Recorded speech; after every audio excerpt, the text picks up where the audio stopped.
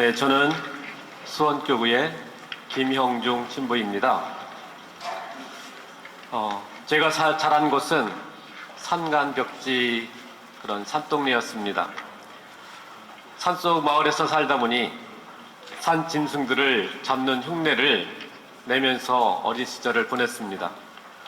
토끼머리도 해보고 꿩도 쫓아다녀 보았습니다. 한 번도 성공한 적은 없지만 그 자체로 즐거웠었습니다. 여러분들도 알다시피 꿩이란 놈은 습성이 머리만 감추면 몸뚱이도 안 보인다고 생각합니다. 그래서 무서우면 머리만 땅에 쳐박고 몸을 숨깁니다. 저는 요즘 이 모양을 자주 목격합니다. 다 큰 어른이 머리만 숨기고 몸통은 드러낸 채 거짓말만 늘어놓으며 꼴사나운 짓을 벌이고 있습니다. 정말 가짜않습니다. 하는 짓이 꼴사납습니다. 그 하는 짓마다 짓들을 보면 하는 짓들만 보면 바라볼 수밖에 없습니다. 자신이 한 말들이 결국 자신을 겨냥하며 부메랑처럼 되돌아오고 있기 때문입니다. 그래서 다시 머리를 땅에 쳐박고 있습니다. 다 보이는데 본인만 안 보인다고 우기고 있습니다. 정말 바보 아닙니까?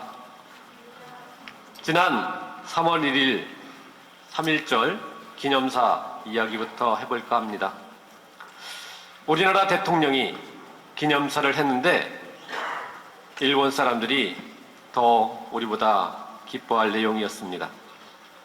우리는 부끄럽기만 하고 자긍심을 가질 수가 없었습니다. 역사에 대한 의식이 없습니다. 무의식, 혼자의 힘으로 숨을 쉴 수가 없는 혼수 상태입니다. 윤석열은 우리가 준비되지 못해서 세계 변화에 제대로 준비하지 못해서 주권을 상실하게 됐다고 말했습니다. 일본의 강제 침탈을 우리가 준비하지 못해 국권을 상실했다고 보는 시각은 양아치 똘마니의 시각입니다. 힘 있는 자가 힘 없는 사람을 괴롭혀 이익을 챙기는 것이 그들의 양심입니다. 그런 시각으로 보니 정순신 같은 사람이 자녀의 학폭을 덮을 수 있었고 더 큰 힘과 권력으로 힘없는 사람을 억누르며 승승장구할 수 있었던 것입니다. 그리고 그러한 사실을 당연하게 여기니 나라의 고위직에 나아가도 문제가 없다고 생각하는 것입니다. 우리는 세계사의 변화에 제대로 준비하지 못해 주권을 상실한 게 아닙니다. 그저 일본의 제국주의가 그 이빨을 드러냈던 것입니다. 안중근 의사는 동양 평화론을 말씀하시면서 먼저 서로 싸우는 관계가 아니라 평화를 위해서 우호적인 관계를 맺어가야 한다고 했습니다. 힘있다고 힘없는 사람의 것을 빼앗으며 사는 강식이 통용되는 세상이 아니라 더 높은 차원의 문화를 만들고 더 높은 의식 수준을 갖춘 사람이 되어 힘 있는 사람이 힘 없는 사람을 보호하는 세상을 만들어가야 하는 것이 정상적인 것이며 인간적인 것이라고 하셨습니다. 윤석열은 세계사의 흐름을 제대로 읽어내지 못하고 미래를 준비하지 못하면 과거의 불행이 반복될 것이라고 했습니다. 그러면서 하는 짓이 과거의 잘못을 그대로 답습하겠다는 것입니다. 한미일 3자 동맹만 중요하고 다른 나라와의 교역은 뿌리치는 것이 윤석열이 주장하는 것입니다. 그러한 이유로 대중국 무역은 물 건너 갔습니다. 그로 인해 입은 피해는 상상을 초월하고 있습니다. 안보는 미국을 중심으로 살아야 하겠지만 경제는 중국과도 교류를 해야 하는 것이 현 시대의 상황입니다. 유럽의 대부분의 나라들이 안보면에서는 미국과 손을 잡고 있으면서도 경제적으로는 중국과도 동시에 손을 잡고 있습니다. 모든 나라들이 자국의 이익 앞에서는 어떤 일이든 하려고 하는데 이 윤석열은 무슨 생각인지 도무지 알 수가 없습니다. 이것이 현 시대의 시류인데 윤석열은 또다시 자신이 한 말, 우리가 세계사의 변화에 제대로 준비하지 못해 나라를 빼앗겼다는 것을 다시 반복하려고 하고 있습니다. 지난 역사에서 배우지 못하는 집안과 민족에게는 미래가 없다는 말이 그래서 나온 듯합니다. 한일 합방이 일어나기 전 고종은 네덜란드 헤이그에 밀사를 파견합니다. 만국 평화회의가 있었기 때문입니다. 이곳에서 일제의 만행을 고발하려 했지만 행사장에도 들어가지 못하고 쫓겨날 수밖에 없었습니다. 이미 세계 정세는 미국 쪽으로 기울어져 있었고 일찍이 미국은 필리핀에 대한 식민 지배를 위해서 한반도에 대한 식민 지배를 일본에 인정하고 간섭하지 않겠다는 가스라 테프트 밀약을 한 상태였습니다. 그래서 대부분의 나라들이 이에 동조했습니다. 이는 미국의 동아시아에 대한 기본 정책이며 그것은 지금도 여전히 그렇게 흘러오고 있습니다.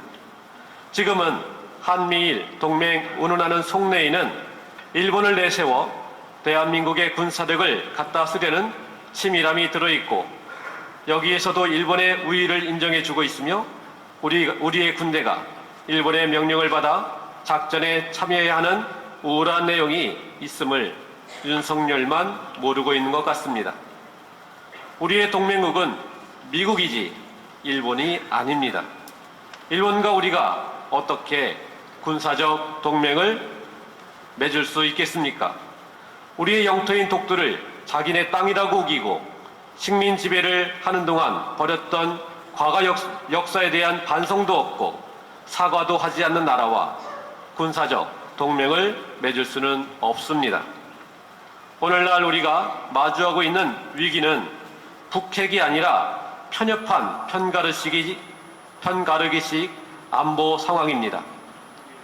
대한민국의 안방을 도청하는 미국에 대해서 악의적이지 않다는 보호막을 쳐주고 일본과의 외교에서는 과거 역사에 대한 사과의 기회마저 알아서 면제해주고 그에 따른 보상도 스스로 짊어지면서 피해자가 가해자의 마음을 미리 이해하고 넘어가면 알아서 다 해줄 것이라는 어리석은 굴욕 외교를 펴고 있습니다. 여기서 우리는 국익을 찾아볼 수가 없습니다. 외교에서 국익은 양보할 수 없는 것인데 일본과 미국과의 외교에서는 우리의 국익이 아니라 미국과 일본의 국익이 먼저입니다. 그러면 자동으로 미국과 일본이 우리의 국익을 위해서 알아서 해줄 것이라는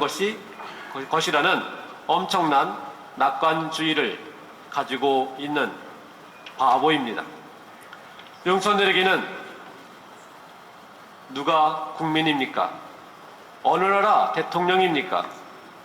부끄러움은 국민의 몫이 되었는데 왜 일본, 미국은 즐거워하고 있습니까? 농민들 쌀값 안정을 위해 양곡 숭매는 거부하고 미분양 아파트는 사주겠다고 합니다.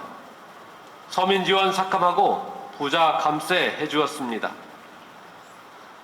자식과 가족을 잃어 슬퍼하는 12구 참사 유가족에게는 사과하지 않으면서 사과를 해도 시원찮을 일본에게는 고개를 조아립니다. 미국이 도청을 하여도 악의적이지 않으니 문제될 것이 없다고 말하며 따져묻지도 못합니다. 이럴 때가 바이든을 날려야 하는 때인데 그런 기회조차 잡지 못하고 있습니다. 지금 한반도 정세가 불안합니다.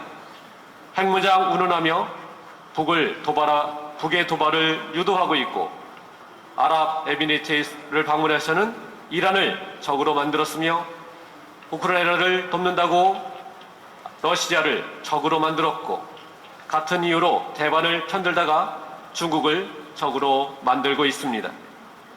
독도를 계속 자신의 땅이라 가르치고 역사를 왜곡하고 있는 것은 우리를 우습게 보고 무시하는 일본과 천연덕스럽게 동맹국의 안방을 도청하는 미국만 믿고 나라를 경영할 수는 없습니다.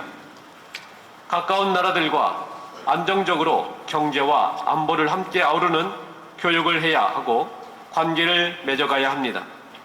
주위 나라들을 적으로 돌리며 나라를 위험에 빠뜨려서는 안 됩니다. 남의 힘에 기대며 나라의 운명을 맡기는 것은 그 자체가 나라를 팔아먹는 행위임을 알아야 합니다. 윤석열의 40년 지기 석동현은 이제 강제 동원과 동원 피해자에 대한 배상 방식으로 제3자 변제를 선택한 결정을 찬성하면서 식민 지배를 받는 나라 중 사죄, 배상에 대해서 악을 쓰는 나라는 한국뿐이라고 말했습니다. 그러면서 자신은 기꺼이 친일파가 되겠다고 하였습니다. 윤석열 주위에는 이런 사람이 많아 보입니다. 이런 사람이 바로 고정간첩입니다. 자국의 정보를 다른 나라의 이익을 위해 사용하는 사람들입니다. 따라서 지금 우리나라를 위험에 빠뜨리고 있는 고정간첩인 친일파를 몰아내야 하고 그 안보를 핑계로 나라를 팔아먹으려는 무리를 적발해내야 합니다. 경제를 위험에 빠뜨리고 있고 외교를 엉망으로 하고 있고 서민을 파탄에 이르게 하고 있는 윤석열. 그래서 우리는 선언합니다. 윤석열은 퇴진하라.